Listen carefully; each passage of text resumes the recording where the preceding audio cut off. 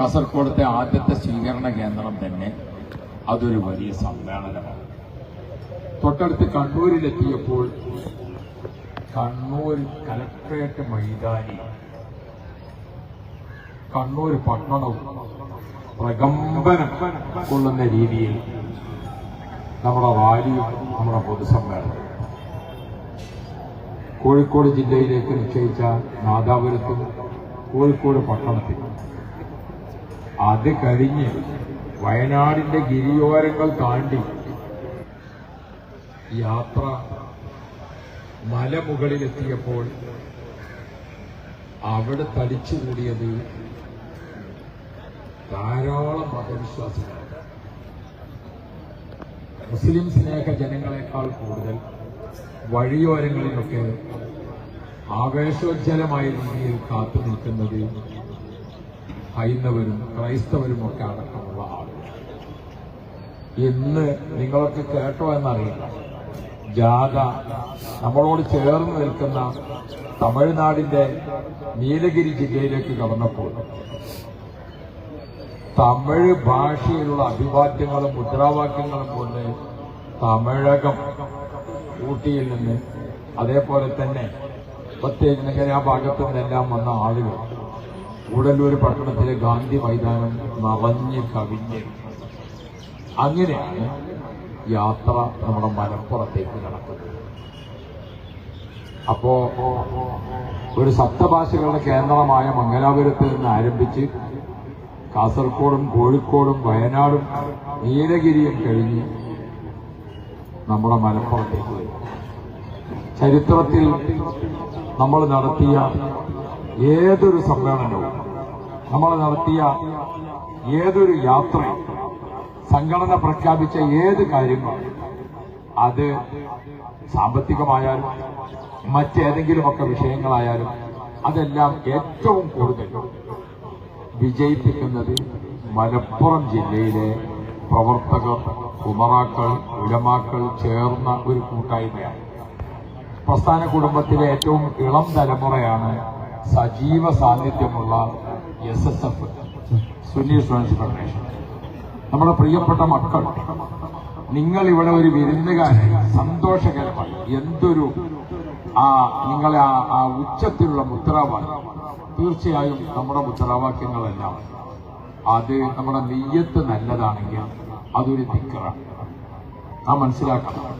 കാരണം ഈ കാലത്ത് നമ്മൾ താമസിക്കുന്ന ഒരു ബഹുസ്വര സമൂഹം, നമ്മൾ താമസിക്കുന്ന ഒരു ജനാധിപത്യ രാജ്യം, നമ്മൾ താമസിക്കുന്ന ഒരു മതേതര രാഷ്ട്രം, ഈ രാഷ്ട്രത്തിലെ ഭരണാധികാരികൾ, ഇവിടുത്തെ ജുഡീഷ്യറി, ഇവിടുത്തെ കരസേന, നാവികസേന, വ്യോമകസേന തുടങ്ങി രാജ്യത്തിന്റെ കാവൽ ഭടന്മാർ, ഇവരിലേക്കെല്ലാം ഒരു സമാധാന പ്രേമികളായ, സമാധാന സ്നേഹികളായ, രാജ്യസ്നേഹികളായ, രാജ്യത്തിന്റെ സുരക്ഷയ്ക്ക് തയ്യാറുള്ള, രാജ്യത്തിന്റെ ജനക്ഷേമകരമായ പ്രവർത്തനങ്ങളെ മുന്നിൽ നിൽക്കാൻ കെൽപ്പുറ്റ, വിദ്യാഭ്യാസം കൊണ്ട് സംസ്കാരം കൊണ്ട് സമ്പന്നരായ ഒരു വിഭാഗം കാന്തപുരം ഉസ്താദിന്റെ നേതൃത്വത്തിൽ ഈ മണ്ണിൽ ജീവിക്കുന്നുണ്ട് എന്ന് ബോധ്യപ്പെടുത്തുന്നതാണ് നമ്മുടെ ഈ സമ്മേളനങ്ങൾ, നമ്മുടെ ഈ മുദ്രാവാക്യങ്ങൾ. ഇതെല്ലാം നിങ്ങൾ നോക്കൂ, നമ്മുടെ ഈ സമ്മേളനത്തിൽ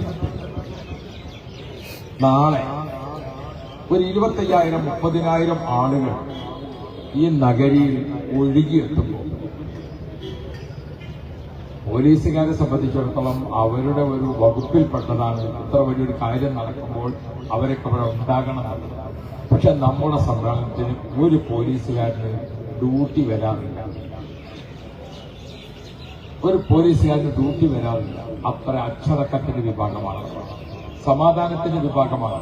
നമ്മുടെ വാർത്തകൾ നമ്മുടെ ചാനലുകളിലൊക്കെ നിറഞ്ഞു നിൽക്കണം, നമ്മുടെ വാർത്തകൾ പത്രങ്ങളിൽ നിറഞ്ഞു നിൽക്കണം. എന്തിന്?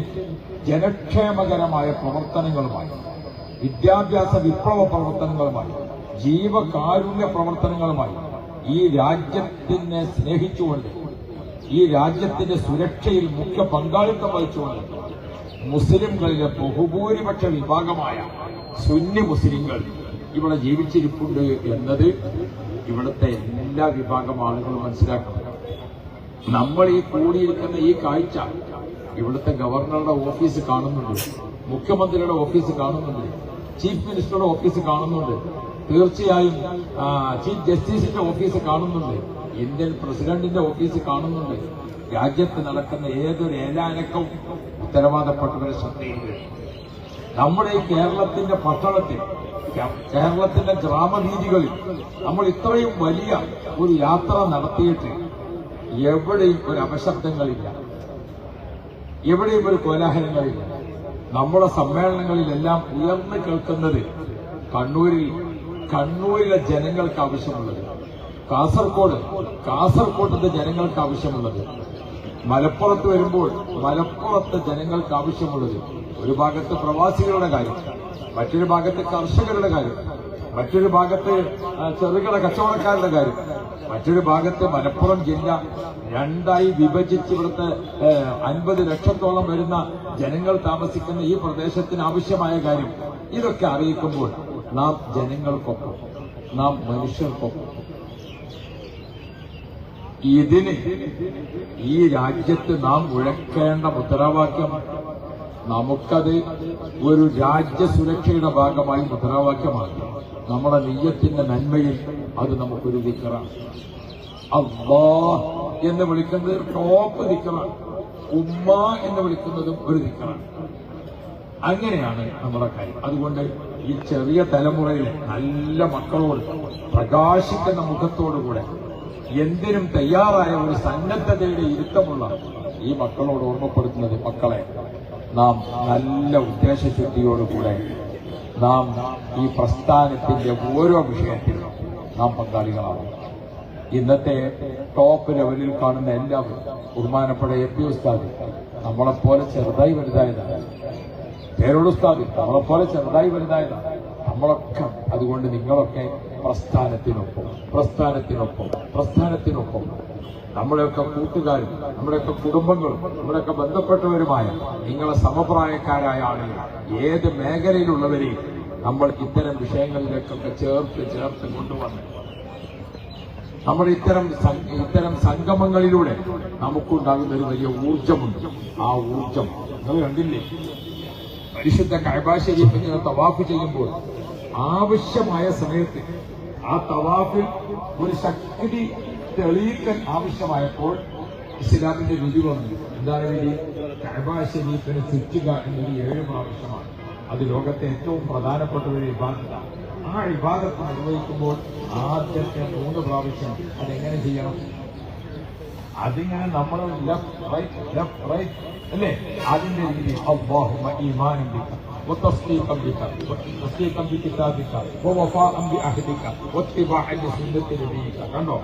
ആവശ്യമാകുമ്പോൾ അത് ചെയ്യേണ്ടടുത്ത് ചെയ്യണം, ശബ്ദിക്കേണ്ടടുത്ത് ശബ്ദിക്കണം, അനങ്ങേണ്ടടുത്ത് അനങ്ങണം, കൂടേണ്ടടുത്ത് കൂടണം, ചേരേണ്ടടുത്ത് ചേരണം. അതാണ് രീതി. നമുക്ക് അവിടെ ഒക്കെ ഉള്ളത് ഇന്ത്യൻ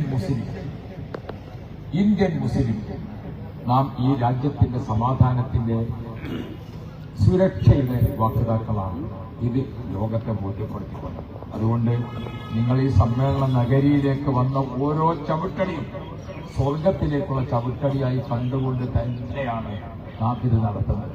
ഈ സമ്മേളനം നാളെ സമാപിക്കുമ്പോൾ ഞാനും വടശ്ശേരി ഉസ്താദിനെ ഇന്ന് മഗ്‌രിബിക്ക് മുതൽക്ക് സംസാരിക്കാൻ, ഇതിന്റെ സാമ്പത്തികമായ അവസ്ഥ, അതിന്റെ രീതി, കാര്യങ്ങളൊക്കെ ഏറ്റവും ചുരുങ്ങിയത് നമ്മൾ നേരിട്ട് ചെലവഴിക്കുന്ന പണം, ഇതിന് ചെലവഴിക്കുന്ന പണം, അത് എത്ര വലിയ സംഖ്യയാണ്. അങ്ങനെ അത് മംഗലാപുരത്ത് നിന്ന് തുടങ്ങി നമ്മൾ തിരുവനന്തപുരത്ത് സമാപിക്കുമ്പോൾ അത് എത്ര കോടിയാണ്.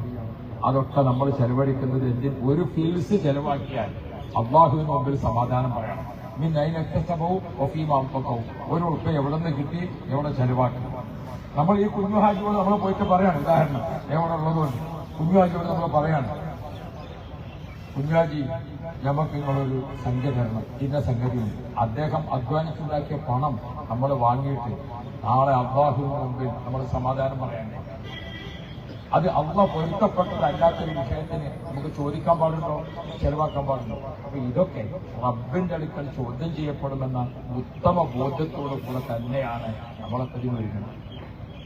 ഇപ്പൊ നമ്മുടെ സ്ഥാപനത്തിൽ നിന്ന് നമ്മളൊക്കെ ഇപ്പോ ഈ കേരള യാത്രയുടെ ഒരു 10 ദിവസം മുമ്പ് തുടങ്ങിയിട്ടുണ്ട് പല സ്ഥലത്തേക്കുള്ള പ്രയാണങ്ങൾ. കിതാബ് നിർത്തി വെച്ചുകൊണ്ട് ദർസ് നടത്തി കൊടുക്കേണ്ട സമയം. നമ്മളിതിനൊക്കെ അധ്വാനിക്കുന്നത് കുറച്ചു കഴിഞ്ഞിട്ട് പ്രതിഫലം കിട്ടൂല എന്നാണെങ്കിൽ നമ്മുടെ ആയുഷ്കാലം ചെലവാക്കിയതിനെ പറ്റി, നമ്മുടെ ഓരോ സെക്കൻഡിനെ പറ്റിയും ചോദ്യമല്ലേ. അതുകൊണ്ട് മക്കളെ, നാം അള്ളാഹുവിന്റെ ദീനിന് വേണ്ടി നമ്മുടെ രാജ്യം പോലത്തെ ഒരു രാജ്യത്ത് ഇന്ന് ചെയ്യേണ്ട ചില അനിവാര്യമായ കാര്യങ്ങൾ. ബഹുമാനപ്പെട്ട AP ഉസ്താദ് 90ാമത്തെ വയസ്സിൽ ഇത്ര വലിയൊരു സംഗതിക്ക് തീരുമാനിച്ചുകൊണ്ട് ബഹുമാനപ്പെട്ടവർ ഇറങ്ങിയപ്പോൾ അല്ലാഹു റബ്ബി, ബഹുമാനപ്പെട്ട റജീസുൽ സുലൈമാ ഉസ്താദ്, ബഹുമാനപ്പെട്ട ഖലീൽ തങ്ങൾ, ഇവരൊക്കെ വെറുതെ ഒരു മാലോകരെ ബോധ്യപ്പെടുത്താൻ വേണ്ടി ഇതിന് നിൽക്കുമോ? അപ്പൊ അതുകൊണ്ട് തീർച്ചയായും ഇന്ത്യൻ മുസ്ലിങ്ങളുടെ അഭിമാനകരമായ ഉന്നതിക്ക് വേണ്ടി ഈ കാലഘട്ടത്തിൽ നാം ചെയ്യൽ അനിവാര്യമായ കാര്യങ്ങളാണ് ഇതൊക്കെ എന്ന് മനസ്സിലാക്കിക്കൊണ്ട് തന്നെയാണ് നാം ഇതിനൊക്കെ ഒരുങ്ങേണ്ടതും. ഞാൻ നിർത്തുന്നു. പറഞ്ഞപ്പോൾ നല്ല ചുറുചുറുക്കുള്ള ചുണക്കുട്ടികളായ SSFന്റെ പ്രവർത്തകരെ കണ്ടപ്പോൾ 4 വാക്ക് ഞാൻ കൂടുതൽ പറഞ്ഞതാണ്. അള്ളാഹു നമുക്ക് കബൂലിയത്ത് നൽകുമാറാവുന്നു.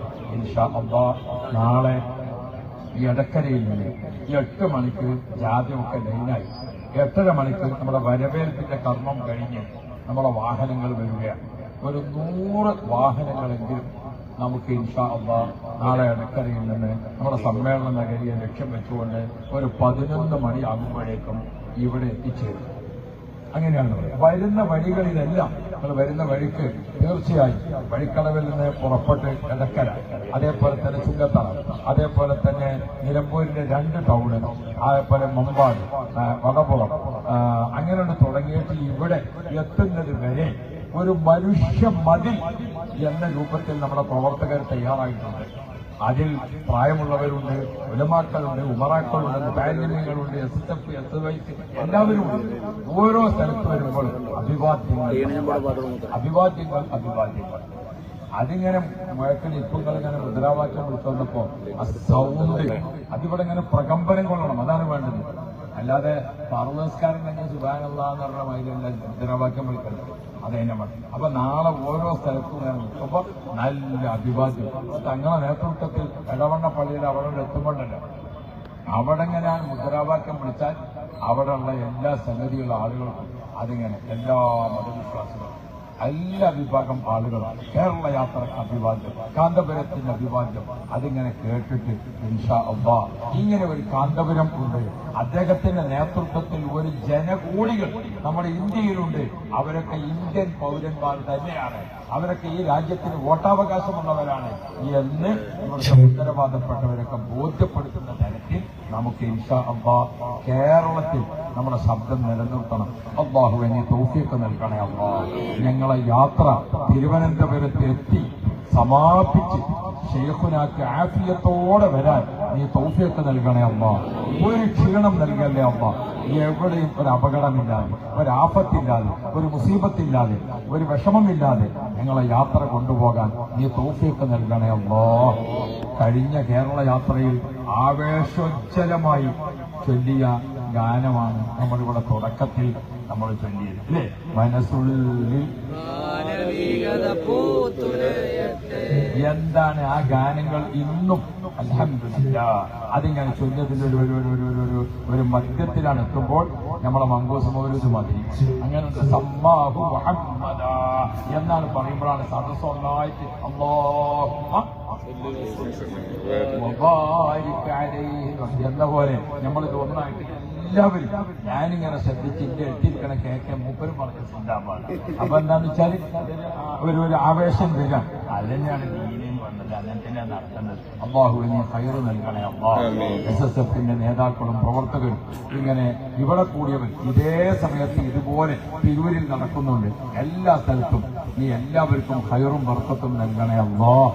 എല്ലാ നിറഞ്ഞ സന്തോഷവും പ്രവർത്തകരെ അറിയിച്ചുകൊണ്ട് ഇൻഷാ അല്ലാഹ് രണ്ടാമത്തെ കാര്യം